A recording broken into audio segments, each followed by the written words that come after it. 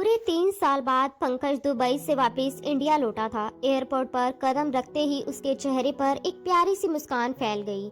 अपने दिल को ये समझाने में उसे पूरे 3 साल लग गए थे कि अब उसे वापस लौटना चाहिए। इसी वजह से वह बिना किसी को बताए अचानक इंडिया आ गया था। वो सबको सरप्राइज देना चाहता था, खासकर ये देखना चाहता था कि शिल्पा उसे सामने देखकर कैसे रिएक्ट करेगी। शिल्पा एक बेहद खूबसूरत और मासूम सी लड़की थी और पंकज का दिल उसके लिए आज भी उसी बेताबी से धड़क रहा था। जैसे ही टैक्सी उसके बड़े से आलीशान बंगले के सामने आकर रुकी, उसने अपना सामान उतारा और डोरबेल बजाई। चौकीदार ने जब उसे देखा तो उसके चेहरे पर खुशी फैल गई। वह मुस्कुराते हुए बोला, साहब जी आप आ गए, और तुरंत दरवाजा खोल दिया। पंकज ने अपना सामान नौकर को थमाया और बोला, अंदर ले आओ। फिर पूरे स्टाइल और आत्मविश्वास के साथ बंगले के अंदर दाखिल हो गया। लाउंज में कदम रखते ही उसकी नजर सबसे पहले अपनी माँ सरोज जी पर पड़ी, जो नौकरानी से रात के खाने के बारे में बात कर रही थी। लेकिन जैसे ही उनकी नजर पंकज पर पड़ी, वे हैरानी से भर गई। वह तुरंत सोफे से उठी और तेजी से उसके पास आकर बोली, पंकज तुम आ गए, तुमने खबर तक नहीं दी। ये कहते हुए उन्होंने पंकज को अपने सीने से लगा लिया। उनकी आंखों से आंसू बहने लगे। उनका बेटा 3 साल पहले गुस्से में घर छोड़कर चला गया था और उसने पीछे मुड़कर भी नहीं देखा था। फोन पर भी वह बहुत कम बात करता था, इसलिए आज उसे सामने देखकर सरोज जी भावुक और बेताब हो गई थी। कुछ ही पलों में मनोज भी अपने कमरे से बाहर निकल आया। जैसे ही उसने पंकज को देखा, वह खुशी से चिल्लाता हुआ बोला, भैया भैया, और दौड़कर उसके पास आ गया। वह बार बार कह रहा था, मम्मा मुझे भैया से मिलना है, मम्मा मुझे भैया से मिलना है। मनोज उम्र में तो 22 साल का था, लेकिन मानसिक रूप से थोड़ा कमजोर था और हर बात को दोहराने की आदत रखता था। पंकज ने उसे प्यार से गले लगाया। मनोज भावुक होकर बोला, भैया मैंने आपको बहुत मिस किया, और बार बार पंकज के चेहरे को चूमने लगा। लेकिन इस दौरान भी पंकज की नजरें किसी और को ढूंढ रही थी। वह पूरे लाउंज को ध्यान से देख चुका था, मगर शिल्पा कहीं नजर नहीं आई। उसके दिल में हल्की सी बेचैनी उठने लगी, लेकिन वह अपनी माँ से ये पूछने की हिम्मत नहीं जुटा पा रहा था कि शिल्पा कहाँ है।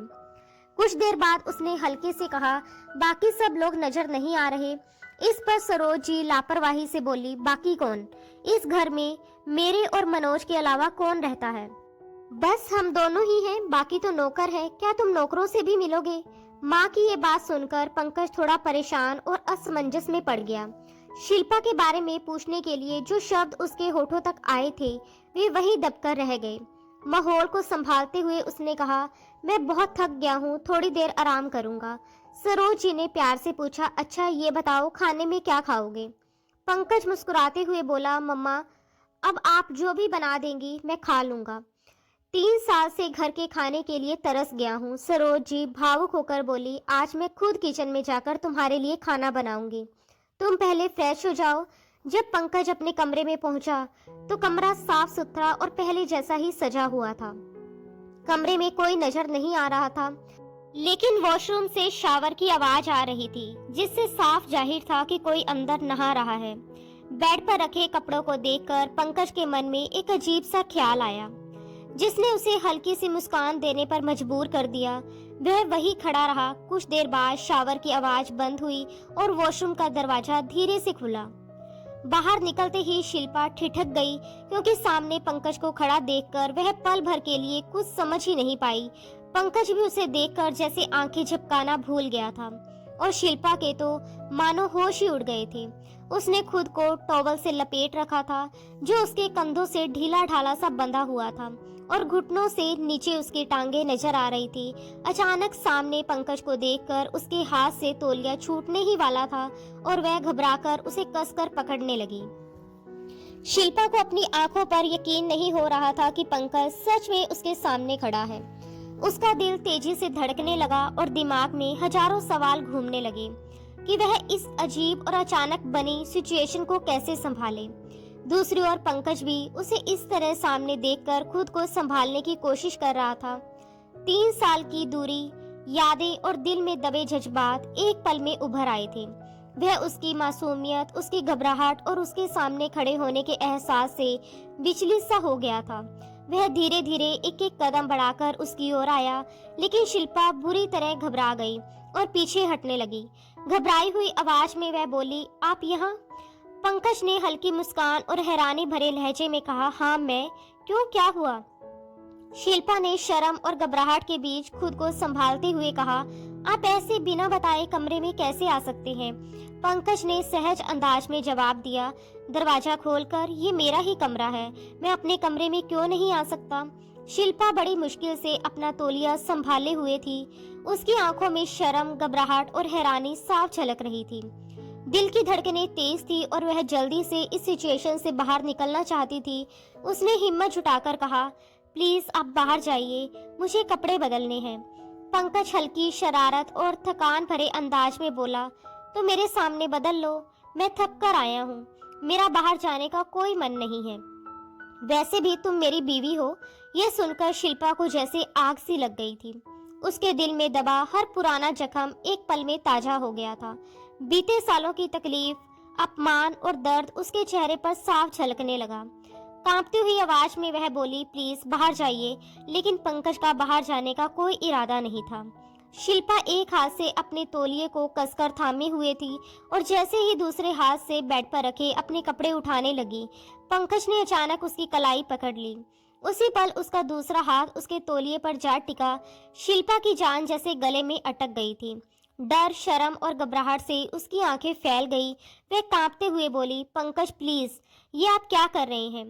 पंकज ने भावनाओं में बहते हुए कहा, अपनी बीवी से प्यार जताने की कोशिश कर रहा हूँ, जो इस हाल में भी कियामत ढा रही है, आते ही मुझे पागल कर रही है। शिल्पा और भी ज्यादा घबरा गई और भराई हुई आवाज में बोली, आप शायद भूल गए हैं कि आप मुझे किस हाल में छोड़कर गए थे। उसकी आंखों में आंसू झलक आए और फिर एक गहरी सिसकारी उसके होठों से निकल गई। उसकी टूटती हुई हालत देखकर पंकज का दिल भी पसीज गया। उसने तुरंत उसका हाथ छोड़ दिया। शिल्पा जल्दी से अपने कपड़े उठाकर वॉशरूम के अंदर चली गई। कमरे में एक अजीब सी खामोशी छा गई।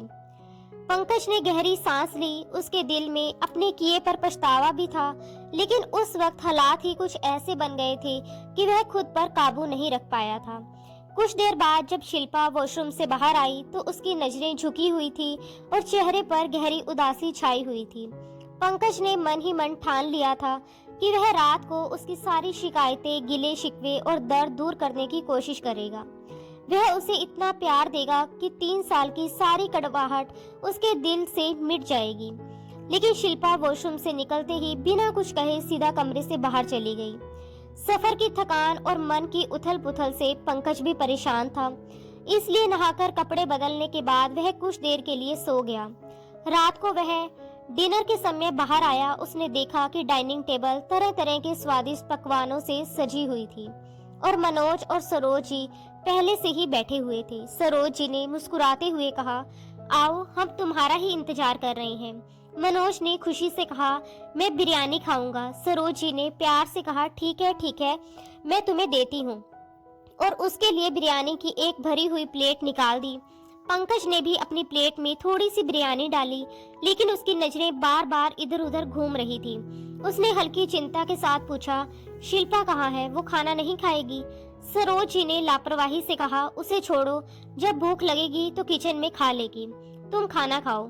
देखो, ये बिरयानी मैंने खुद अपने हाथ से बनाई है। पंकज कुछ भावुक हो गया और बोला, मम्मा, मैं अपने किए पर बहुत शर्मिंदा हूँ। मैं जो कुछ यहाँ करके गया था, मुझे उसका बहुत अफसोस है, लेकिन आपके सामने जो कुछ हुआ था उस सिचुएशन के हिसाब से मेरा रवैया गलत नहीं था। सरोज जी ने बात को खत्म करते हुए कहा, बात पुरानी हो गई है, इसे बार बार क्यों दोहरा रहे हो? तुम खाना खाओ, जो कुछ हुआ हम तो इस बात को भूल भी गए हैं। मैं मानती हूँ कि तुम्हारे साथ भी नाइंसाफी हुई है, लेकिन अब जैसा तुम चाहोगे वैसा ही होगा। अगर तुम ये रिश्ता नहीं निभाना चाहते तो छोड़ो इस शादी को। शिल्पा की फिक्र मत करो, वह एक कोने में पड़ी रहेगी। अगर तुम दूसरी शादी करना चाहते हो तो कर सकते हो, मुझे कोई प्रॉब्लम नहीं है। बस बेटा, तुम अब वापस विदेश नहीं जाओगे। मैंने अपनी गलती की सजा 3 साल काटी है और अब मैं समझ गई हूँ कि कभी भी बच्चे की मर्जी के खिलाफ नहीं जाना चाहिए। ये कहते हुए सरोज जी ने अपने आंसू पल्लू के कोने से पोंछ लिए। पंकज और भी ज्यादा शर्मिंदा हो गया। वो बोला, मम्मी ऐसी कोई बात नहीं है, बस मैं थोड़ा इमोशनल हो गया था, लेकिन अब मैंने इस रिश्ते को अपना लिया है। ये सुनकर सरोज जी के माथे पर बल पड़ गए। उन्होंने गंभीर लहजे में कहा, नहीं, अब तुम इस रिश्ते को भूल जाओ। ये सुनकर पंकज का चम्मच मुंह में जाते जाते रुक गया। उसने हैरानी से कहा, मैं भूल जाऊं? मम्मी, आप कैसी बातें कर रही हैं? मैंने 3 साल खुद को इस बात के लिए तैयार किया है कि शिल्पा मेरी बीवी है, और सच कहूँ तो मैं ये रिश्ता अब निभाना चाहता हूँ। ये सुनकर सरोज जी के चेहरे का रंग कुछ उड़ सा गया था। उन्होंने माथे पर बल डालते हुए चुपचाप खाना खाया और पंकज से ज्यादा बातचीत नहीं की। वह पंकज की आदत को अच्छी तरह जानती थी कि एक बार वो जो फैसला कर लेता है उसे कभी नहीं बदलता। खाना खत्म करने के बाद पंकज वापस अपने कमरे में चला गया। उसके मन में शिल्पा को लेकर कई सवाल और उम्मीदें थी। वह बेसब्री से उसका इंतजार करने लगा, लेकिन ये इंतजार सिर्फ इंतजार ही बनकर रह गया। रात के करीब 1 बजे तक वह शिल्पा के आने की राह देखता रहा, लेकिन वह कमरे में नहीं आई। धीरे धीरे पंकज के सब्र का बांध टूटने लगा और उसे उस पर गुस्सा आने लगा। उसके मन में ख्याल आया कि आखिर इतनी जिद क्यों? क्या शिल्पा उसकी एक गलती को कभी माफ नहीं करेगी? पंकज को अपनी पिछली गलतियों पर गहरा पछतावा था और वह उनकी भरपाई करना चाहता था। वह उसे सारी खुशियां देने के लिए तैयार था, फिर भी शिल्पा का ये रवैया उसे चुभ रहा था। आखिर वह इतनी अकड़ और दूरी क्यों दिखा रही थी? गुस्से और बेचैनी में पंकज कमरे से बाहर निकल आया। पूरा लॉन्च अंधेरे में डूबा हुआ था। घर में गहरी खामोशी पसरी हुई थी। उसने किचन की ओर नजर डाली तो वहां की लाइट भी बंद थी और कमरा पूरी तरह खाली था। नीचे कुल 4 कमरे थे, एक पंकज का, एक सरोज जी का, एक ड्राइंग रूम और एक गेस्ट रूम। मनोज का कमरा ऊपर था, बल्कि उसके लिए 2 कमरे थे, एक जिसमें उसके मनपसंद खिलौने रखे रहते थे और वह उनसे खेलता था, और दूसरा वह कमरा जहां वह सोता था। पंकज ने गेस्ट रूम का दरवाजा खोलने की कोशिश की तो वह अंदर से बंद मिला। उसी पल वह समझ गया कि शिल्पा इसी कमरे में है। उसने हल्के से दरवाजा खटखटाया, लेकिन अंदर से कोई जवाब नहीं आया। उसने दोबारा दरवाजा खटखटाते हुए कहा, शिल्पा, मैं जानता हूँ कि तुम कमरे में हो, दरवाजा खोलो। लेकिन शिल्पा ने दरवाजा खोलना तो दूर, उसे जवाब देना भी जरूरी नहीं समझा। इससे पंकज और ज्यादा तिलमिला गया। गुस्से में वह वापस अपने कमरे में चला गया, तकिया ठीक किया और बिस्तर पर लेट गया, लेकिन उसकी आंखों से नींद कोसों दूर थी। जैसे ही वह आंखें बंद करता, शिल्पा का चेहरा उसकी आंखों के सामने घूमने लगता। उसका तौलिए से लिपटा हुआ रूप उसके दिमाग को और ज्यादा बेचैन कर रहा था। बार बार वही अदा, वही अंदाज उसकी आंखों के सामने आ रहा था। बेचैनी में वह फिर से उठ बैठा और उसका गुस्सा और भड़क गया।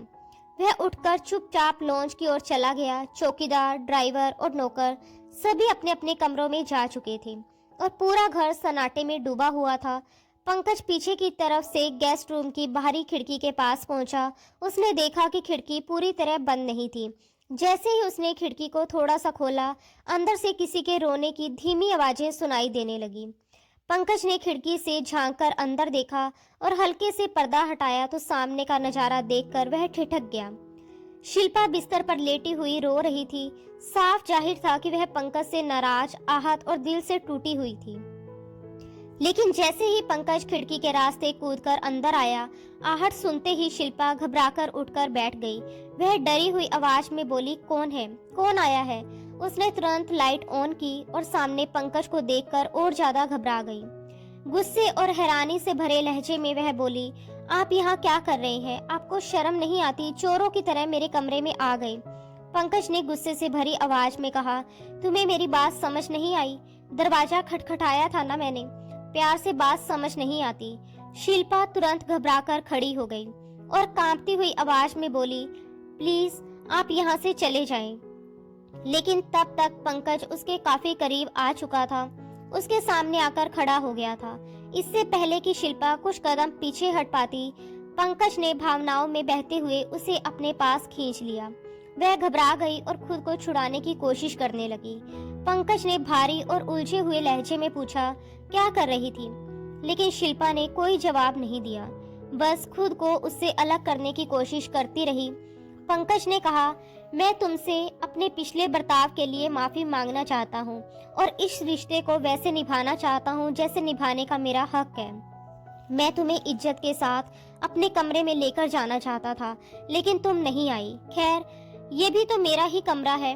शिल्पा डर और बेचैनी के साथ बोली, प्लीज आप मुझसे दूर रहिए, मैं आपके पास नहीं आना चाहती। पंकज ने भावनाओं में डूबते हुए कहा, मेरे दिमाग को उलझाकर, मेरी सारी भावनाओं को भड़काकर अब तुम कह रही हो कि तुम मेरे पास नहीं आओगी। ऐसे कैसे हो सकता है? आंखें बंद करता हूँ तो तुम्हारी वही छवि मेरी बेचैनी बढ़ा देती है। मुझे अंदाजा नहीं था कि तुम्हारी खूबसूरती मेरे होश पर इस कदर असर डालेगी। बहुत बड़ी गलती की मैंने, 3 साल बर्बाद कर दिए। मुझे तो उसी रात ये कहते कहते उसका लहजा और भी बहकने लगा, लेकिन शिल्पा लगातार खुद को उससे छुड़ाने की कोशिश कर रही थी। पंकज की पकड़ मजबूत थी और हालात उसके काबू से बाहर होते जा रहे थे। जब शिल्पा खुद को पूरी तरह असहाय महसूस करने लगी तो उसकी आंखों से आंसू बहने लगे। वह रोने लगी। ये देखकर पंकज का दिल कुछ पिघल गया। पंकज ने कहा, क्या बात है, रो क्यों रही हो? उसने कहा, प्लीज मुझसे दूर रहो। पंकज कहने लगा, बहुत नखरे दिखा रही हो तुम, मैं तुम्हारे और नखरे बर्दाश्त नहीं करूंगा। ये कहकर वह उसे बिस्तर तक ले आया और उसे बिस्तर पर लिटा दिया। इससे पहले कि वह उठती या कोई विरोध करती, पंकज ने उसे मौका ही नहीं दिया था। वह खुद को उस पर गिरा चुका था और अब उसके ऊपर हावी हो चुका था। वह कहने लगी, प्लीज एक बार मेरी बात सुन ले। लेकिन पंकज बेसुध होकर आगे बढ़ने लगा था। उसने उसके बालों को पूरी तरह खोल दिया था और अपनी उंगलियां उसके बालों में फंसा दी थी।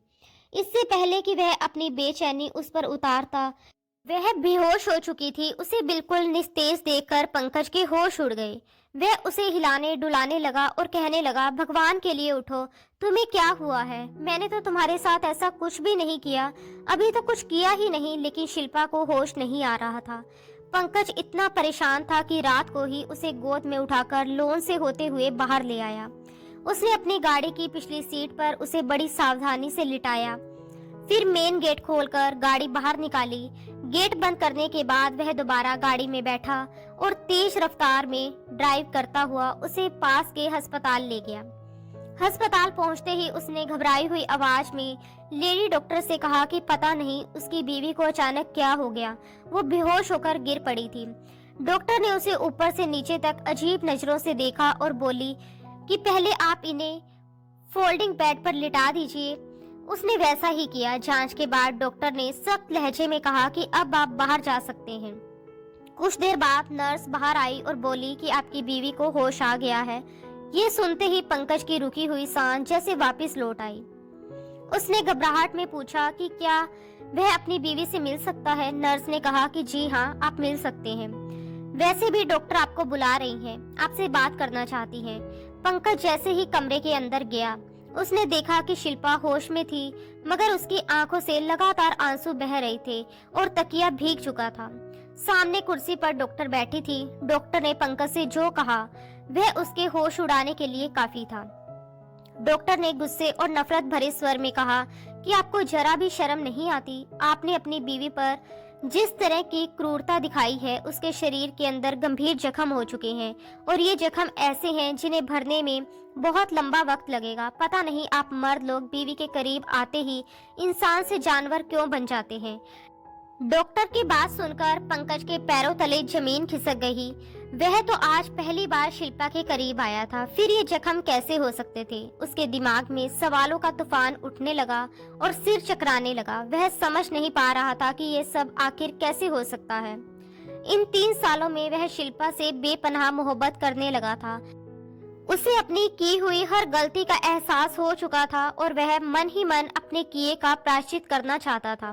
लेकिन उसे ये बिल्कुल अंदाजा नहीं था कि वह लड़की जो उसकी अमानत थी इतना बड़ा कदम उठा बैठेगी। आखिर उसने ये सब किस सोच के साथ किया था? पंकज अंदर ही अंदर गुस्से से उबल रहा था, लेकिन डॉक्टर के सामने वह कुछ बोल नहीं पाया। उधर शिल्पा की हालत ये थी कि वह पंकज से नजरें तक नहीं मिला पा रही थी। वह समझ नहीं पा रही थी कि पंकज के सवालों का क्या जवाब दे, क्योंकि उसकी आंखों में उठते सवाल वह साफ देख चुकी थी और उन सवालों का उसके पास कोई जवाब नहीं था। फिलहाल जब पंकज ने शिल्पा से गाड़ी में आकर बैठने को कहा तो उस वक्त उसका लहजा बेहद रूखा था। शिल्पा बहुत परेशान थी कि वह पंकज को क्या जवाब देगी, लेकिन गाड़ी में भी पंकज ने उससे कोई सवाल नहीं किया। पंकज के दिमाग में तो जैसे आंधियां चल रही थी। उसके जहन में सब कुछ धीरे धीरे वापस आने लगा कि उस दिन आखिर हुआ क्या था। वही घटना जिसने उसकी पूरी जिंदगी को बदल कर रख दिया था। बड़े उदास और टूटे हुए मन से पंकज अपने कमरे में दाखिल हुआ, जहां शिल्पा डरी सहमी बैठी हुई थी। उस वक्त पंकज की आंखों में जैसे खून उतर आया था। वह सोच भी नहीं सकता था कि उसके साथ ऐसा कुछ हो भी सकता है। वह गुस्से से कमरे में घुसा और दरवाजा इतनी जोर से बंद किया कि शिल्पा कांप उठी। वह गुस्से में कहने लगा, तुम क्या समझती हो कि मैं तुम्हारा घूंघट उठाऊंगा, तुम्हारी तारीफ में जमीन आसमान एक कर दूंगा, या तुम्हें अपनी मोहब्बत से नवाज दूंगा। तुम एक अनचाही दुल्हन बनकर मेरे घर आई हो। तुम मेरे लिए बिल्कुल भी कोई अहमियत नहीं रखती। मैं तुम्हारी शक्ल तक देखना पसंद नहीं करता। तुम्हारे साथ बैठकर बात करना तो बहुत दूर की बात है। पंकज का बस चलता तो वह उस नाजुक सी लड़की का बुरा हाल कर देता। वह तो वहां सिर्फ एक शादी में शामिल होने गया था। उसे क्या पता था कि किसी और की होने वाली बीवी उसकी अपनी बीवी बन जाएगी। वह अपनी माँ के साथ एक शादी में गया था। सरोज जी की सहेली की बेटी की शादी थी। उस वक्त पंकज को दुबई से आए हुए कुछ ही महीने हुए थे और उसे दोबारा वापस दुबई भी जाना था, लेकिन सरोज जी जिद करके उसे अपनी सहेली की बेटी की शादी में ले गई थी। वह एक पिछड़ा सा इलाका था, जहां एक छोटे से घर के सामने ही तंबू लगा हुआ था और मेहमानों को वहीं बिठाया जा रहा था। पंकज इस तरह की शादियों में आने का आदी नहीं था। हमेशा अमीर लोगों के साथ ही उसका उठना बैठना और मिलना जुलना रहा था। वह सिर्फ अपनी माँ के जोर देने पर वहां आया था, इसलिए चुपचाप जाकर कुर्सी पर बैठ गया। वहां उसके लिए दिलचस्पी के लायक कुछ भी नहीं था, इसलिए वह अपने मोबाइल पर टेक्स्ट मैसेज करने लगा। शादी के बारे में उसने अभी कुछ भी नहीं सोचा था। कुछ देर बाद दुल्हन को स्टेज पर लाया गया। पहली ही नज़र जब पंकज की शिल्पा पर पड़ी तो वह मन ही मन उसकी खूबसूरती देखकर तारीफ किए बिना नहीं रह पाया। वह यही सोच रहा था कि इसका होने वाला पति कितना खुश नसीब है, जिसे ये हीरे जैसी दुल्हन मिलने वाली है। उसके होने वाले दूल्हे का नाम मुकेश था। उसने सोचा मुकेश की किस्मत बहुत अच्छी है। उसने गहरी सांस ली और फिर दोबारा अपने मोबाइल में बिजी हो गया। लेकिन बारात का इंतजार ही रह गया। रात के 11 बज चुके थे, लेकिन बारात अब तक नहीं आई थी। शिल्पा के पापा ने लड़के वालों को कई बार फोन किया, लेकिन किसी ने फोन नहीं उठाया। आखिरकार उसके पापा खुद लड़के वालों के घर गए, लेकिन जब वापस आए तो रोते हुए अपना सीना पीट रहे थे और कह रहे थे कि मेरी बेटी की जिंदगी को दांव पर लगाकर वह शख्स ना जाने कहां भाग गया। पता नहीं लोग अपने बेटों की शादियां करते वक्त उनकी रजामंदी क्यों नहीं पूछते। अगर उस लड़के का किसी और लड़की के साथ चक्कर था तो फिर मेरी बेटी के साथ रिश्ता क्यों तय किया। मेरी बेटी को अब कौन इज्जत देगा।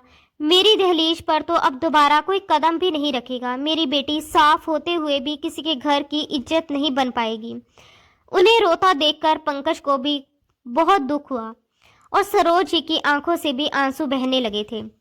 वह शायद पहली लड़की थी जो दुल्हन बनी बैठी फूट फूट कर रो रही थी। उसका बाप शायद पहला बाप था जो हॉल में मौजूद सभी लड़कों के पिताओं के सामने हाथ जोड़कर कह रहा था कि भगवान के लिए मेरी बेटी की शादी अपने बेटे से कर दो, इसे अपनी इज्जत बना लो। अगर आज इसकी शादी नहीं हुई तो कभी नहीं होगी। मेरी बेटी की इज्जत रख लो। कोई है जो मेरी बेटी की इज्जत रख ले।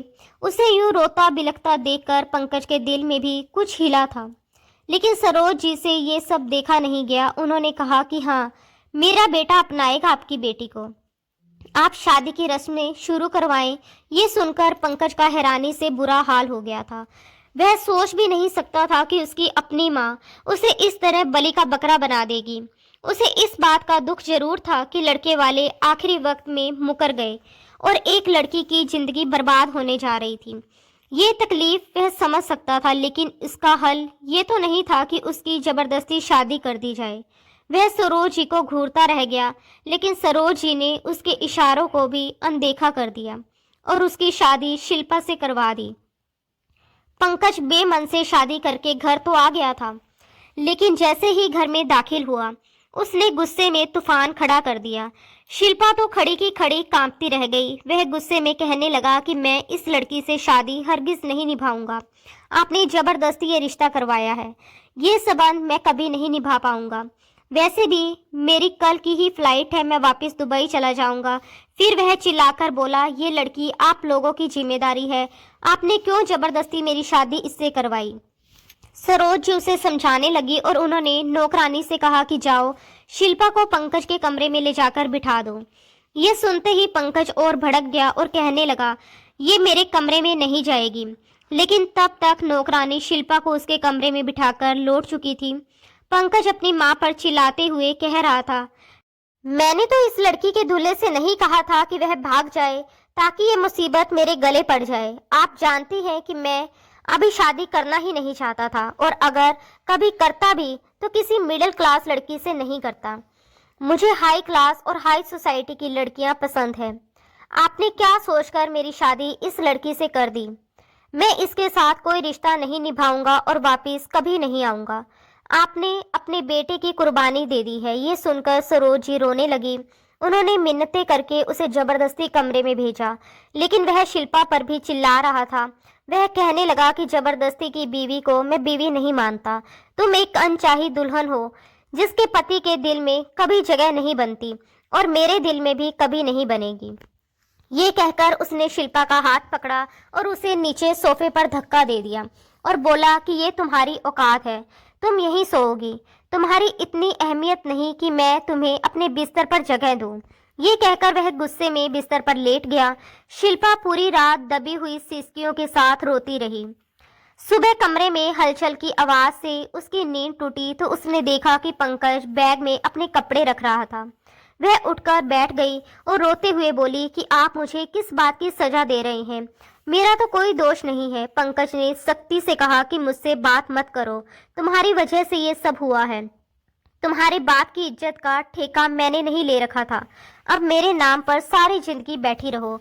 बहुत शौक था तुम्हारे बाप को तुम्हें विदा करने का, हो गई विदाई। आ गई तुम मेरे घर, लेकिन याद रखना मेरे पास आकर तुम्हें कभी सुकून नहीं मिलेगा।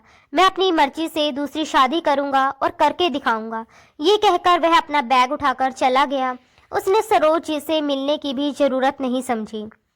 दुबई पहुंचकर कुछ महीनों तक उसका गुस्सा बहुत तेज रहा, लेकिन धीरे धीरे उसे अपनी गलती का एहसास होने लगा। जिस कंपनी में वह काम करता था वहां वह कॉन्ट्रैक्ट साइन कर चुका था, इसलिए 3 साल से पहले वह इंडिया नहीं आ सकता था।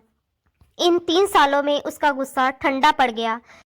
वह सिर्फ लौट नहीं सकता था, बल्कि शिल्पा का मनमोहक चेहरा उसे सताने लगा था, रातों को जगाने लगा था। उसे उसके बारे में सोचना अच्छा लगने लगा, क्योंकि वह वाकई ही बेगुनाह और बेकसूर थी। उसने गुस्से में आकर ये सब किया था। जब तक वापसी का वक्त आया तब तक वह शिल्पा से प्यार करने लगा था, उसके साथ एक खुशहाल जिंदगी बिताना चाहता था। वह मन ही मन अपनी गलती का प्रायश्चित भी कर रहा था, लेकिन जो कुछ लेडी डॉक्टर ने उसे बताया था वह उसके होश उड़ाने के लिए काफी था। वह सोच भी नहीं सकता था कि वह लड़की उसके साथ इतना बड़ा धोखा करेगी। उसकी बीवी होते हुए भी वह ऐसा कर सकती है, ये बात उसके जहन में बैठ ही नहीं पा रही थी। उसने ये सब किया, लेकिन कैसे किया? क्या 3 साल भी वह अपने जज्बातों को संभाल नहीं पाई कि उसने खुद को किसी गैर मर्द के हवाले कर दिया, वह भी मेरी बीवी होते हुए? ये ख्याल पंकज के अंदर जैसे आग लगा रहा था। गुस्से से भरा हुआ वह कमरे में दाखिल हुआ और एक नजर शिल्पा पर डाली, जो घुटनों पर सिर रखे फूट फूट कर रो रही थी। पहले तो शिल्पा का रोना पंकज को थोड़ा बहुत समझ आ रहा था, लेकिन अब उसका रोना उसे बेहद चिढ़ा रहा था। गुस्से में वह आगे बढ़ा और अगले ही पल उसका हाथ पकड़कर झटके से बोला, ये सब क्या है? मुझे बताओ। तुम्हारी जवानी इतनी उछल रही थी कि ये भी भूल गई कि तुम शादीशुदा हो। सब्र नहीं हुआ तुमसे? ये सुनते ही शिल्पा कांप उठी और घबराकर बोली कि मैंने कुछ नहीं किया, मुझे छोड़िए। आपको मुझसे ये सवाल पूछने का कोई हक नहीं है। मेरी इस पूरी हालत की वजह आप खुद हैं। पंकज ने उसका हाथ और कसकर पकड़ लिया, उसे अपने और करीब खींचा और सख्त आवाज में कहा, चुप रहो। मैंने तो सोचा था कि तुम गांव की एक डरपोक और मासूम लड़की होगी। तुम्हें पता भी है कि इन 3 सालों में मेरे दिल में तुम्हारे लिए कैसी कैसी फीलिंग्स थी। मैं तुम्हें याद करके खुद को बेचैन महसूस करता था। मुझे तुमसे प्यार होता चला गया था और ये प्यार इतना बढ़ गया था कि मैंने दूसरी लड़कियों की तरफ देखना तक छोड़ दिया था। मेरी जिंदगी में इतनी कलीग्स आई, इतनी एम्प्लॉयज रही, मगर मैंने खुद को संभाला सिर्फ और सिर्फ तुम्हारे लिए।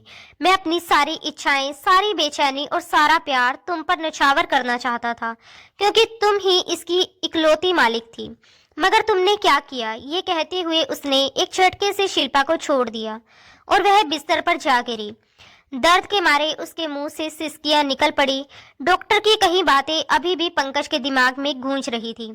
गुस्से में वह दरवाजा बंद करना भूल गया था। कमरे से रोने की हल्की हल्की आवाज बाहर तक आई तो सरोज जी भी वहीं पहुंच गई। वह ठीक उसी वक्त कमरे में आई जब पंकज ने शिल्पा को बिस्तर पर झटक कर गिराया था। अगले ही पल सरोज जी घबराकर बोली, हे भगवान, क्या हो गया बेटा? इस लड़की ने तुम्हें क्या कह दिया? सब ठीक तो है ना? अपनी माँ को सामने देखकर पंकज तुरंत शिल्पा से दूर हट गया और बोला, कुछ नहीं मम्मी, आप यहाँ से जाइए, ये मेरा और इसका पर्सनल मैटर है। मगर उसकी बात सुनते ही सरोज जी तुरंत आगे बढ़ गई। शिल्पा पहले ही पंकज की डांट सुन चुकी थी। दिल और दिमाग दोनों टूट चुके थे और अब सरोज जी ने भी उसके कंधों को पकड़कर उसे जोर से झंझोड़ दिया। गुस्से और ताने से भरी आवाज में वह बोली, तुमने मेरे बेटे के साथ क्या कर दिया? तुम्हारी वजह से मेरा बेटा पूरे 3 साल तक मुझसे दूर रहा। मैं तो आज उस पल को कोसती हूँ जब तुम पर दया दिखाकर तुम्हें अपने घर की बहू बनाकर ले आई थी, और अब जब मेरा बेटा वापस लौटा है, अभी ठीक से 2 दिन भी नहीं हुए कि तुमने फिर से उसे परेशान करना शुरू कर दिया। चलो यहाँ से, मैं तुम्हें इस कमरे में नहीं रहने दूंगी। ये कहते हुए वह शिल्पा का हाथ पकड़कर उसे वहां से ले जाने लगी। तभी पंकज ने आगे बढ़कर अपनी माँ को रोक लिया। सख्त लहजे में बोला, नहीं माँ, ये यहीं रहेगी मेरे कमरे में। ये मेरी बीवी है और मुझे जो भी इससे बात करनी है मैं खुद कर लूंगा। सरोज जी लगातार उसे समझाती रही कि नहीं, तुम इस लड़की से दूर रहो, ये कहीं से भी तुम्हारे लेवल की नहीं है। लेकिन पंकज ने अपनी माँ को जिस नजर से घूर कर देखा, उसे देखकर सरोज जी को मजबूरन उसका हाथ छोड़ना पड़ा। पंकज ने दरवाजा बंद कर अंदर से लॉक कर लिया, फिर पलटकर शिल्पा की तरफ देखा और गुस्से में बोला, ये रोने का नाटक बंद करो और साफ साफ बताओ कि किसके साथ तुमने गलत काम किया है। मुझे सब बताओ। शिल्पा डर के मारे 2 कदम पीछे हट गई। कांपते हाथों से अपने आंसू पोंछते हुए बोली, मैं कुछ नहीं जानती। मुझे बस इतना पता है कि मेरे साथ जो कुछ भी हुआ है उसकी वजह सिर्फ और सिर्फ आप हैं। फिर हिम्मत जुटाकर शिल्पा ने कहा, अगर आप मुझे एक नई नवेली दुल्हन को यूं अकेला छोड़कर ना चाहते तो मेरे साथ ये सब कुछ कभी ना होता। पंकज उसकी बात का मतलब समझ ही नहीं पा रहा था, बल्कि उल्टा वो यही मान बैठा था कि शायद ये लड़की सच में अपनी इच्छाओं पर काबू ना रख पाई और किसी गैर मर्द के साथ गलत कर चुकी है। यही शक और गुस्सा उसके दिमाग पर पूरी तरह हावी हो गया। उसके दिल में शिल्पा के लिए नफरत की आग भड़कने लगी। वह गुस्से में दहाड़ते हुए बोला, बहुत शौक था तुम्हें अपने पति की अमानत में खयानत करने का, पति की गैर मौजूदगी में अपने आशिकों के साथ वक्त गुजारने का। अब मैं तुम्हें बताऊंगा कि पंकज बदला कैसे लेता है। उसने गुस्से में अपनी शर्ट के बटन खोलना शुरू कर दिए। जैसे जैसे वह एक एक कर बटन खोलता जा रहा था, शिल्पा को अपनी मौत बिल्कुल सामने खड़ी दिखाई दे रही थी। उसका दिल जोर जोर से धड़कने लगा, सांसें थरथराने लगी और पूरा शरीर डर से कांप उठा। वह घबराकर पीछे हटने लगी, दीवार की तरफ सिमटती चली गई और कांपती आवाज में बोली, नहीं, आप ऐसा नहीं कर सकते, दूर हटिए मुझसे। मैं पहले ही बहुत तकलीफ से गुजर रही हूँ, मुझे और तकलीफ मत दीजिए। उसकी आंखों से आंसू लगातार बह रहे थे और आवाज में बेबसी साफ झलक रही थी। उसने डर और हिम्मत के बीच खुद को संभालते हुए फिर कहा, वरना मैं चिल्लाऊंगी, शोर मचाऊंगी, सबको बता दूंगी। शिल्पा के मुंह से ये सुनते ही पंकज झट से आगे बढ़ा और उसी का दुपट्टा उसके गले से खींच लिया। अचानक हुए इस हरकत से वह बुरी तरह घबरा गई और अपने हाथ सीने पर रखकर अपनी आबरू और खूबसूरती उससे छुपाने लगी। लेकिन तब तक पंकज अपनी शर्ट उतारकर एक तरफ फेंक चुका था। उसे इस हाल में देखकर शिल्पा ने डर और शर्म से अपना चेहरा ढक लिया। पंकज के चेहरे पर शरारती सी मुस्कान उभर आई और वह तंज भरे लहजे में कहने लगा, क्यों, अब शर्म आ रही है तुम्हें? अब मेरी भी तारीफ करो ना, जैसे अपने यार की करती होगी। यकीनन तुम्हारी मर्जी भी तो शामिल होगी ना। वह जानबूझकर खुद को भी तकलीफ दे रहा था और ऐसे शब्दों का इस्तेमाल करके शिल्पा को भी तोड़ना चाहता था। जानबूझकर वह एक एक कर ताने मार रहा था और शिल्पा लगातार रोती जा रही थी। वह रो रो कर हाथ जोड़ते हुए कह रही थी, आपको भगवान का वास्ता है, आप इस तरह के शब्दों का इस्तेमाल मत कीजिए। मैं आपकी बीवी हूँ, ऐसा मत कीजिए।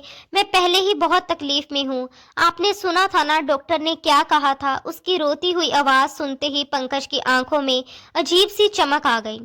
उसने अपने माथे को खुजलाया और फिर उसी का दुपट्टा उसके मुंह पर कसकर बांधना शुरू कर दिया। हाथ और मुंह बांधने के बाद उसने उसे झटके से बिस्तर पर गिरा दिया। इससे पहले कि वह अपनी अगली हद पार करता, दरवाजे पर तेज तेज दस्तक होने लगी। लगातार धड़ाधड़ होती आवाज सुनकर पंकज एक झटके में उससे अलग हुआ और गुस्से में बोला, कौन है? अभी यहाँ से जाओ। मम्मी, क्या आप हैं? मगर बाहर से कोई जवाब नहीं आया। जैसे ही पंकज ने दरवाजा थोड़ा सा खोला, उसी पल दरवाजा पूरी ताकत से खुल गया और सामने मनोज कमरे में दाखिल हो गया। ये देखकर पंकज के माथे पर पहले से ही गहरी शिकन पड़ गई। अगले ही पल मनोज की नज़र शिल्पा पर पड़ी, जो हाथ और मुंह बंधे बिस्तर पर बैठी सिसक सिसक कर रो रही थी। पंकज को गुस्से में देखकर मनोज तड़प उठा और बोला, ये सब क्या है भाई? आप इतनी प्यारी भाभी के साथ ऐसा बर्ताव कैसे कर सकते हैं? आपको शर्म आनी चाहिए। इतनी प्यारी गुड़िया जैसी सॉफ्ट सी शिल्पा के साथ आप ये सब कैसे कर सकते हैं? आपने उसे बांधकर क्यों रखा है? ये कहते हुए वह तुरंत शिल्पा की तरफ बढ़ा। मनोज को अपनी ओर आते देखकर शिल्पा और डर गई। वह बिस्तर पर चढ़ते हुए दूसरे किनारे की तरफ सरक गई और घुटनों के चारों ओर अपनी बाहें लपेटकर सहम गई, जो पंकज को भी कुछ अजीब लगा। मगर उसी वक्त उसे मनोज पर भी गुस्सा आ गया और वह चिल्लाकर बोला, मनोज, तमीज नहीं है क्या तुम्हें? क्या माँ ने ये नहीं सिखाया यूं किसी के कमरे में नहीं घुसते? मनोज तुरंत पलटकर बोला, ये किसी का कमरा नहीं है, ये मेरी शिल्पा का कमरा है, समझे आप यहाँ से चले जाइए। आपने इसे बांधकर क्यों रखा है? हाँ, क्यों बांधा है? वह आगे बढ़कर शिल्पा को खोलना चाहता था, लेकिन शिल्पा लगातार खुद को उससे दूर करती जा रही थी।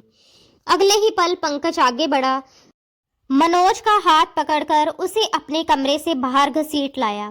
मनोज बाहर गिर पड़ा। गुस्से से पंकज दहाड़ा, दोबारा मेरे कमरे के आसपास भी दिखाई मत देना, समझे तुम? दफा हो जाओ यहाँ से। ये कहकर उसने दरवाजा जोर से बंद कर दिया। उसका सारा मूड पहले ही खराब था। वह उस लड़की को सबक सिखाना चाहता था, मगर ना जाने क्यों उसे रोता देखकर उसके दिल में दया सी उमड़ आई। वह आगे बढ़ा, झटके से उसके मुंह से कपड़ा हटाया और सख्त आवाज में बोला, मैं तुम्हें इतनी आसानी से नहीं छोड़ूंगा, समझी तुम? आज रात तक का वक्त है तुम्हारे पास। सुबह तक तुम मुझे अपने उस आशिक का नाम बताओगी और मैं तुम्हें तलाक देकर खुद तुम्हारी विदाई उसके साथ करवा दूंगा। लेकिन अगर तुमने नौटंकी जारी रखी और सब भूल कर मेरे साथ जिंदगी में आगे नहीं बढ़ी, तो फिर देखना मैं तुम्हारा क्या हाल करता हूँ। ये कहकर वह उसे बेड से उठने को कहता हुआ बाहर चला गया। शिल्पा एक तरफ सोफे पर बैठी रोती रही और पूरी रात वही गुजार दी। वह कैसे बताती, किन शब्दों में बताती? उसकी आंखों से आंसू रुकने का नाम नहीं ले रहे थे। रोते रोते वह सोफे पर ही आधी लेटी हुई सो गई। अगली सुबह जब पंकज की आंख खुली तो उसने देखा कि वह गहरी नींद में सो रही है। शिल्पा को देखकर उसके माथे पर बल पड़ गए। कितनी मासूम दिखती है, मगर अंदर से उतनी ही बेकाबू लड़की है। कौन जानता था कि इस मासूम चेहरे के पीछे कैसी लड़की छिपी है, जो कुछ वक्त के लिए भी अपने पति का इंतजार नहीं कर पाई। ये सोचकर वह सीधा वॉशरूम में चला गया। आज वक्त से पहले ही उसकी आंख खुल गई थी। शायद वह सारी रात ठीक से सोया ही नहीं था। फ्रेश होने के बाद वह कमरे से बाहर निकला। अभी तक सरोज जी सो रही थी, मगर किचन से आती खटपट की आवाज सुनकर उसके कान खड़े हो गए। वह बाहर जॉगिंग के लिए निकलने ही वाला था कि आवाज सुनकर रुक गया। धीरे धीरे बिना कोई आहट किए वह किचन की ओर बढ़ा और दीवार की ओट लिए थोड़ी दूर पर खड़ा हो गया। अंदर से नौकरानी की आवाज आ रही थी, अरे छोटे साहब, ये क्या कर रहे हैं आप? अगर बीवी जी ने देख लिया तो आपको तो कुछ नहीं कहेगी, लेकिन मुझे बहुत मारेगी, वह भी मुर्गा बनाकर। वह हंसते हुए उससे बात कर रही थी। तभी किचन में गूंजी आवाज सुनकर पंकज के होश उड़ गए। आंखों में बची खुची नींद भी पल भर में गायब हो गई। वह सांस तक रोककर खड़ा रहा, कहीं अगला शब्द सुनने से रह ना जाए। मनोज बोला, अरे कुछ नहीं होता, कोई तुम्हें कुछ नहीं कहेगा, समझी? कोई तुम्हें कुछ नहीं कहेगा, मैं हूं ना, बस मेरी बात मानती जा, बदले में जो कहोगी मैं करता जाऊंगा। मनोज की आवाज कांप रही थी, लहजा अजीब सा नशीला था, जैसे वह किसी मदहोशी में डूबा हो। थोड़ा आगे बढ़कर जब पंकज ने अंदर का नजारा देखा तो उसे अपनी आंखों पर यकीन नहीं हुआ। करीब 25-26 साल की नौकरानी नाश्ता बना रही थी और वहीं मनोज उसे बाहों में भरे, सिर उसके कंधे पर टिकाए बातें कर रहा था। पंकज फौरन पीछे हट गया। मनोज की ये हरकतें, वह तो 21-22 साल का होकर भी बच्चों सा था, फिर ये सब कैसे? शायद पंकज भूल गया था कि भले ही उसका दिमाग पूरी तरह परिपक्व ना हो, लेकिन वह शारीरिक तौर पर जवान हो चुका था। उसके भीतर भी वही इच्छाएं थी जो इस उम्र के लड़कों में होती हैं। सही गलत की पहचान ना होने के कारण वह फिल्मों और टीवी ड्रामों में देखा सुना ही यहाँ दोहरा रहा था और नौकरानी भी उसका फायदा उठा रही थी। वह बोली, मनोज बाबू, आपको पता है मुझे ना 5,000 रुपये चाहिए। मनोज ने उसे और पास खींचते हुए कहा, हाँ वैसे भी मम्मी के पर्स में बहुत से नोट रहते हैं, मम्मी के पास तो बहुत पैसे हैं, उनका पर्स हर वक्त पैसों से भरा रहता है। और अब तो पंकज भाई के पास भी मैंने ऐसे बहुत से पैसे देखे हैं। अगले ही पल नौकरानी खिलखिलाकर हंस पड़ी और बोली, मेरे राज दुलारे मनोज बाबू, आपको पता है अगर आप मुझे वे नोट लाकर देंगे तो मैं आपको कुछ ऐसा तोहफा दूंगी कि आप सोच भी नहीं सकते। आपको कितना अच्छा लगेगा। मनोज तुरंत उत्साहित होकर कहने लगा कि सच, अगर मैं तुम्हें वे नोट लाकर दूं तो तुम मुझे अच्छे अच्छे तोहफे दोगी, जो मैं कहूँगा वही करोगी। उसकी आंखों में अजीब सी चमक थी और आवाज में बचकानी जिद। वह आगे झुकते हुए बोला, प्लीज तुम मेरे कमरे में आया करो ना, मैं तुम्हारे साथ ढेर सारी बातें करना चाहता हूँ और तुम्हें बहुत ज़्यादा प्यार भी करना चाहता हूँ, बिल्कुल वैसे ही जैसे फिल्मों में हीरो अपनी हीरोइनों से करते हैं। उसकी बातें सुनते ही किचन के बाहर खड़े पंकज के पैरों तले जमीन खिसक गई। उसे यकीन ही नहीं हो रहा था कि मनोज के मुंह से ऐसे शब्द निकल सकते हैं। उसके दिल की धड़कन तेज हो गई, दिमाग में एक साथ सैकड़ों ख्याल घूमने लगे। वह सोच भी नहीं सकता था कि मनोज इस तरह की हरकतें भी कर सकता है। अगले ही पल पंकज तेज कदमों से किचन में दाखिल हुआ। उसे देखते ही मनोज घबराकर झट से नौकरानी से अलग हो गया, जैसे कोई बच्चा चोरी करते पकड़ा गया हो। नौकरानी भी बुरी तरह घबरा गई और हड़बड़ाहट में अपने कपड़े ठीक करने लगी, लेकिन उससे पहले कि वह कुछ समझ पाती, पंकज ने उसके मुंह पर एक जोरदार थप्पड़ जड़ दिया। थप्पड़ की आवाज पूरे किचन में गूंज उठी। पंकज गुस्से से कांप रहा था और दांत भींचते हुए बोला, बेशरम औरत, शर्म नहीं आती? 2 बच्चों की माँ हो और इस तरह की हरकतें करती फिर रही हो। मुझे जरा भी अंदाजा नहीं था कि तुम ऐसे भी निकलोगी। माँ ने तुम पर कितना भरोसा करके तुम्हें इस घर में नौकरी दी थी और तुम इसी घर के लड़कों पर इस तरह डोरे डाल रही हो, उनसे पैसे ऐंठ रही हो। इससे पहले कितने पैसे खा चुकी हो, और ये सब क्या तमाशा चल रहा था? उधर मनोज डर के मारे दीवार से चिपक गया था। उसके चेहरे का रंग उड़ चुका था। दोनों हाथों से उसने अपना चेहरा ढक लिया और कांपती आवाज में बोला, भाई मुझे मत डांटो, मैंने कुछ नहीं किया, मैं तो आपका छोटा भाई हूं ना, मैं तो बस ऐसे ही देख रहा था, सच में मैंने कुछ नहीं किया। उसकी हालत देखकर साफ लग रहा था कि वह हालत की गंभीरता समझ ही नहीं पा रहा। नौकरानी भी अब फूट फूट कर रोने लगी। चोरी पकड़ी जाने पर वह तुरंत दोनों हाथ जोड़कर पंकज के कदमों में गिर पड़ी और गिड़गिड़ाते हुए बोली, माफ कर दीजिए बड़े साहब, मुझसे गलती हो गई। आप ही बताइए, आप मालिक लोग हो, मुझ जैसी गरीब को पैसे की जरूरत पड़े तो मैं कहाँ जाऊं? ये तो मनोज बाबू हैं जिन्होंने मुझे ये सब करने पर मजबूर किया। मैं तो इन्हें पागल समझती थी, मगर ये अक्सर ऐसी हरकतें करके मुझे पैसे दे देते थे और मैं चुपचाप ले लेती थी। पंकज बड़ी मुश्किल से अपना गुस्सा काबू में रखे हुए था। उसकी मुट्ठियां भींची हुई थी और आंखों में आग सी जल रही थी। दिल तो यही कह रहा था कि इसी वक्त इस औरत का मुंह तोड़ दे, लेकिन उसने खुद को रोक लिया। सख्त लहजे में उसने कहा, दफा हो जाओ यहाँ से और दोबारा मुझे इस घर में दिखाई मत देना। उसकी आवाज में कोई नरमी नहीं थी। नौकरानी एक पल भी रुके बिना वहां से भाग निकली। अब पंकज का पूरा ध्यान मनोज पर था, जो जैसे दीवार में ही समा जाना चाहता था। उसका शरीर सुंगड़ा हुआ था और आंखों में खौफ साफ झलक रहा था। जैसे ही पंकज ने मुंह खोला कि कुछ कहे, अगले ही पल मनोज चीख चीख कर रोने लगा। वह रो रो कर कहने लगा, मम्मा मम्मा प्लीज मुझे बचाओ, देखिए पंकज भाई मुझे मार रहे हैं, मम्मा प्लीज आइए, पंकज भाई मुझे मारेंगे, मेरी जान ले लेंगे, मैंने कुछ नहीं किया, इनको बताइए ना। वो लगातार रो रहा था। सरोज जी भी बेटे के रोने की आवाज़ सुनकर घबराकर उठ गई। जैसे ही वह किचन के पास पहुंची और उन्होंने पंकज को मनोज को डांटते हुए देखा तो बिना कुछ सोचे समझे तुरंत आगे बढ़कर मनोज को अपने सीने से लगा लिया। उसके सर पर हाथ फेरते हुए बोली, क्या हुआ पंकज, तुम अपने छोटे भाई से इस तरह क्यों बात कर रहे हो? तुम जानते हो ना कि ये नॉर्मल नहीं है, इसका मानसिक संतुलन ठीक नहीं है। सरोज जी की आवाज में चिंता और ममता साफ झलक रही थी। पंकज ने गहरी सांस ली। उसके मन में उबाल मचा हुआ था। वह मन ही मन बड़बड़ाया कि सिर्फ मानसिक संतुलन ही खराब नहीं है, मगर उसने ये बात जुबान पर नहीं लाई। थोड़ी देर चुप रहने के बाद वह बोला, माँ जरा इससे पूछिए कि ये सुबह सुबह नौकरानी के साथ क्या कर रहा था। जिस तरह की बातें ये उससे कर रहा था, मुझे तो आपको बताते हुए भी शर्म आ रही है। और सिर्फ बातें ही नहीं, ये आपके पर्स से पैसे चुराकर उन नौकरानियों को देता रहता है।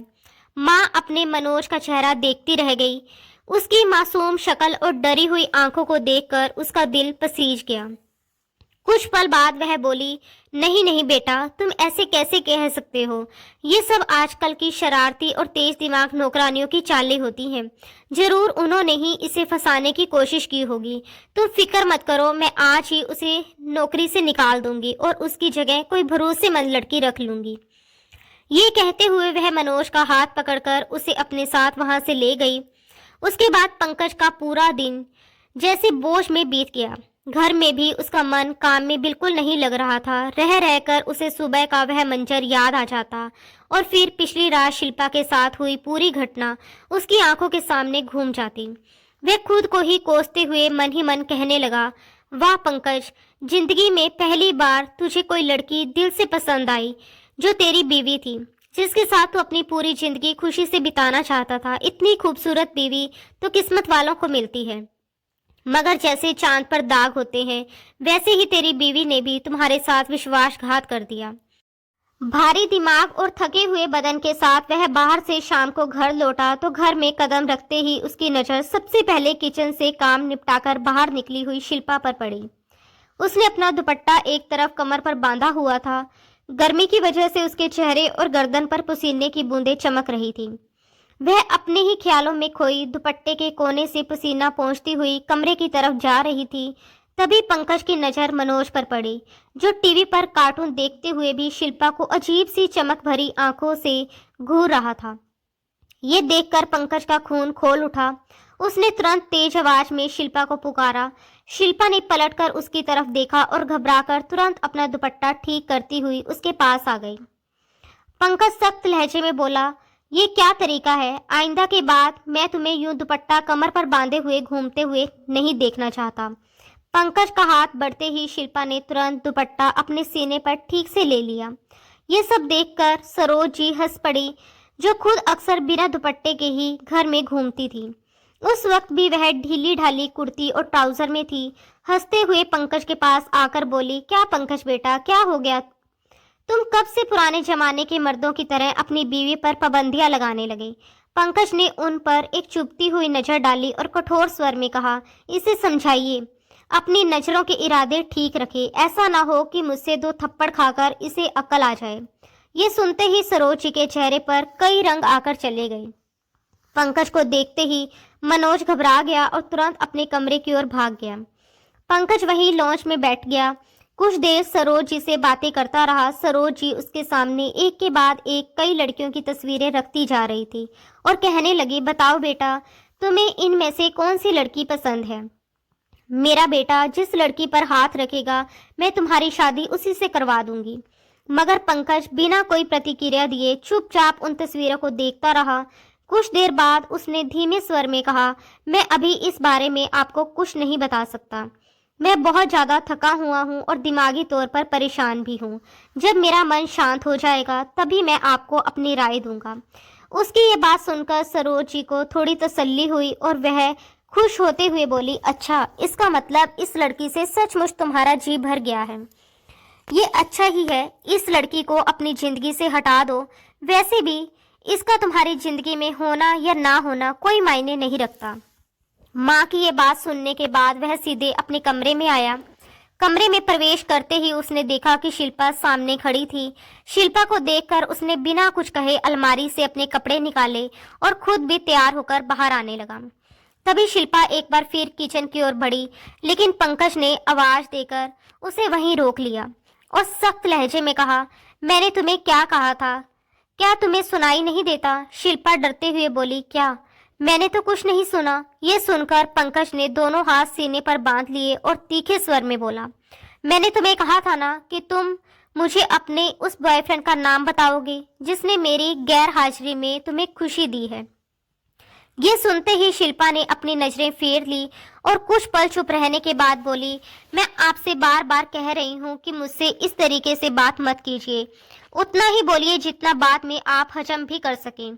जो सवाल आप मुझसे पूछ रहे हैं वही सवाल अगर जाकर आप अपनी माँ से पूछेंगे तो ज़्यादा अच्छा होगा, क्योंकि आपकी माँ ही इन सवालों का सबसे सही जवाब आपको दे सकती है।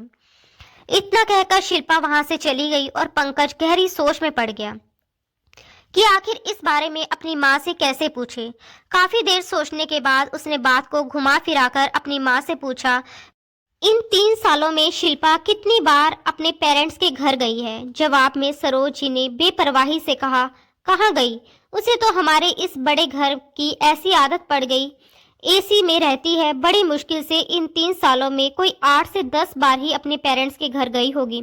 पंकज ने फिर सवाल किया कि नहीं, मेरे आने से पहले पिछली बार वह कब गई थी?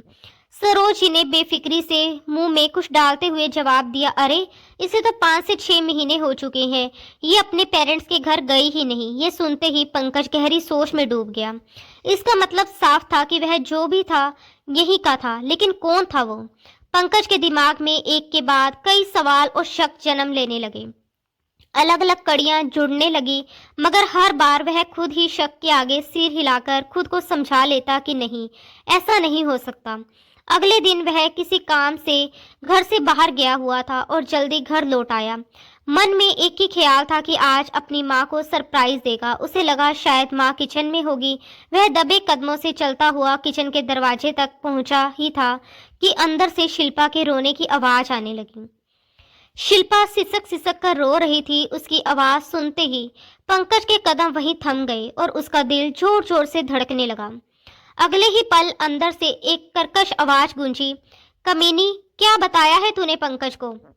बता मुझे, वो कल मुझसे इतनी पूछताछ क्यों कर रहा था?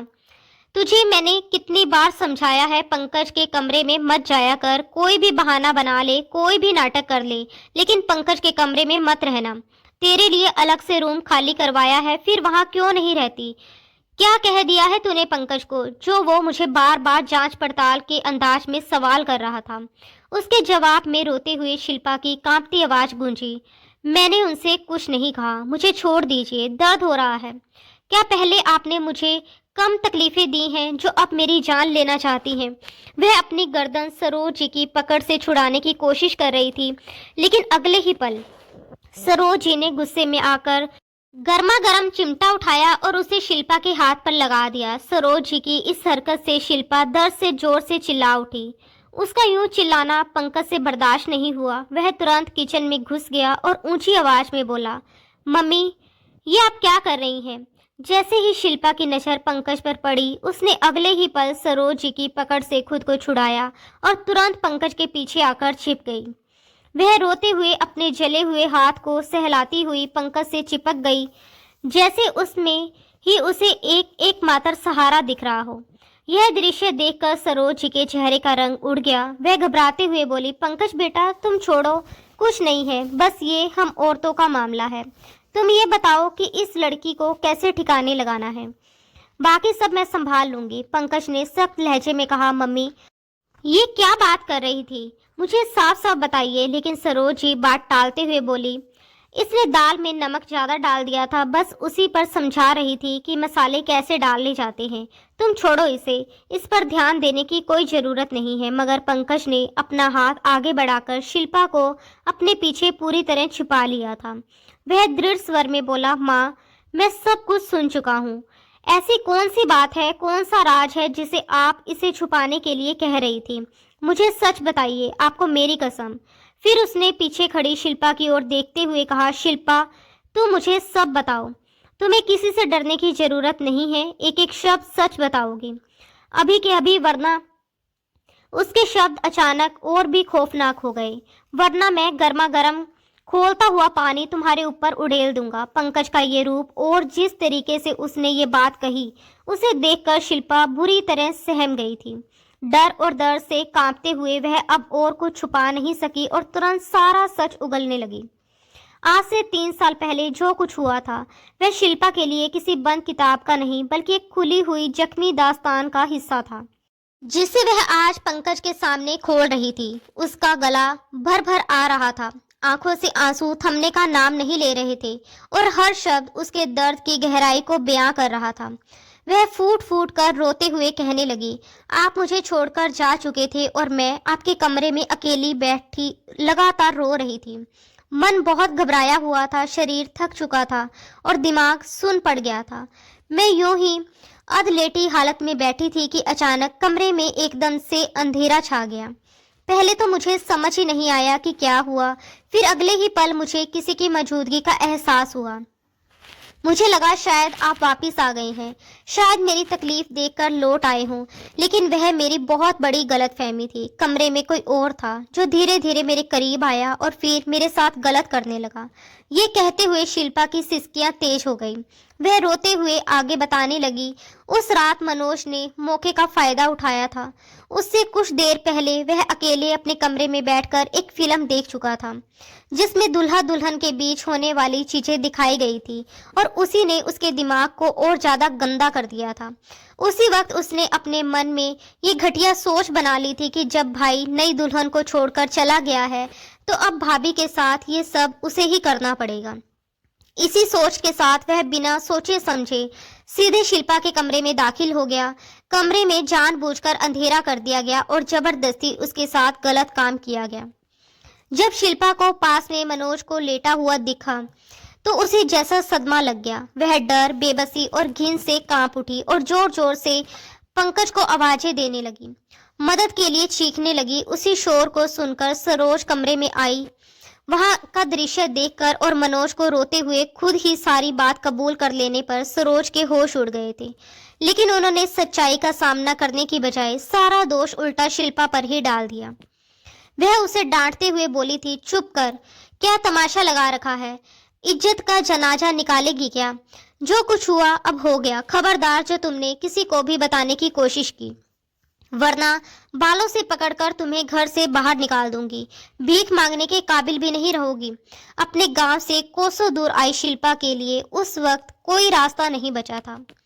उसे ये तक नहीं पता था कि वापस कैसे जाना है, किससे मदद मांगनी है। डरी, सहमी और पूरी तरह मजबूर होकर वह उसी घर में रहने को मजबूर हो गई। वह हर दिन मनोज से खुद को बचाने की कोशिश करती, उससे दूर रहने के बहाने ढूंढती, लेकिन वह फिर भी मौका पाकर उसकी इज्जत की धज्जियां उड़ाता रहा। और इन सब में सरोज जी उसका पूरा पूरा साथ देती रही। उन्हें बस यही उम्मीद थी कि पंकज इस लड़की को कभी स्वीकार नहीं करेगा। इस तरह उनका लाडला बेटा इस लड़की को अपने मतलब के लिए इस्तेमाल करता रहेगा। शिल्पा जब रोते हुए एक एक सच बयां कर चुकी, तो कमरे में सन्नाटा छा गया और सरोज जी नजरें चुराए खड़ी थी, जैसे उनके पास अब कहने को कुछ भी बाकी ना हो। पंकज का तो बस नहीं चल रहा था कि वह पूरे घर को तबाह करके रख दे। इस वक्त उसे शिल्पा पर बेइंतहा दया आ रही थी, जिस पर उसके छोटे भाई मनोज ने वहशत और दरिंदगी की सारी हदें पार कर दी थी। मनोज की हरकतें पंकज को शुरू से ही नापसंद थी और उसके दिल में उसके लिए नफरत के भाव पैदा करती रही। आज जब सारा सच उसके सामने था तो उसका गुस्सा काबू से बाहर हो चुका था। उसने आगे बढ़कर शिल्पा का हाथ थाम लिया और सख्त लहजे में कहा, मम्मी, मैं सपने में भी नहीं सोच सकता था कि आप इतनी गलत हो सकती हैं। आपको जरा भी शर्म नहीं आई? आपको लगा था कि मैं ये सब जानकर शिल्पा को छोड़ दूंगा? हरगिज नहीं। मैं आपको कभी माफ नहीं करूंगा और उस पागल को तो बिल्कुल नहीं। मुझे आपके साथ भी नहीं रहना। ये कहते हुए उसने अपना सारा सामान पैक किया और शिल्पा को अपने साथ लेकर बिना पीछे देखे घर छोड़कर निकल गया। पीछे सरोज जी रो रोकर बेटे से माफी मांगती रही, लेकिन पंकज के लिए ये सब कुछ भुला पाना इतना आसान नहीं था। वह शिल्पा के साथ एक नए फ्लैट में आ गया। कुछ दिन के बाद उसने दोबारा दुबई के टिकट बुक करवाए और शिल्पा को अपने साथ लेकर हमेशा हमेशा के लिए दुबई शिफ्ट हो गया। वहां दोनों ने एक दूसरे को फिर से समझना शुरू किया। धीरे धीरे वे बीती हुई सारी कड़वी यादों को एक बुरा सपना मानकर आगे बढ़ने लगे। पंकज के दिल में शिल्पा की वही जगह वापस लौट आई थी जो कभी उसकी थी, और शिल्पा भी तमाम पुराने जख्मों को पीछे छोड़कर नई जिंदगी की ओर बढ़ने लगी थी। एक शाम जब पंकज ऑफिस से घर लौट रहा था तो उसने बड़े प्यार भरे अंदाज में शिल्पा को कॉल किया। मेरी प्यारी स्वीट वाइफ, आज लास्ट सूट में तैयार रहना। मैं आज रात तुम्हारे साथ मोहब्बत के पल गुजारना चाहता हूँ। ये सुनकर शिल्पा शर्मा गई और मुस्कुराते हुए कॉल बंद करते समय बस इतना ही कहा, जल्दी आइएगा। मैं भी बड़ी बेताबी से आपका इंतजार कर रही हूँ। ये सुनकर पंकज का दिल खुशी से भर गया और उसका बस नहीं चल रहा था कि वह उड़ता हुआ उसके पास पहुंच जाए। जब पंकज ने घर में कदम रखा तो सामने उसकी बीवी शिल्पा जिस खुले और प्यार भरे अंदाज में उसका स्वागत करती हुई मिली, उसकी सारी थकान पल भर में गायब हो गई। वह आगे बढ़ा, अपनी बीवी को बाहों में भर लिया और अपने प्यार का इजहार करते हुए उसे कमरे की ओर ले गया। उसके बाद कमरे में उनकी प्यार भरी आवाजें गूंजने लगी जो उस नए रिश्ते और नई शुरुआत को और भी खूबसूरत बना रही थी। दोस्तों, उम्मीद है कि आपको हमारी कहानी पसंद आई होगी।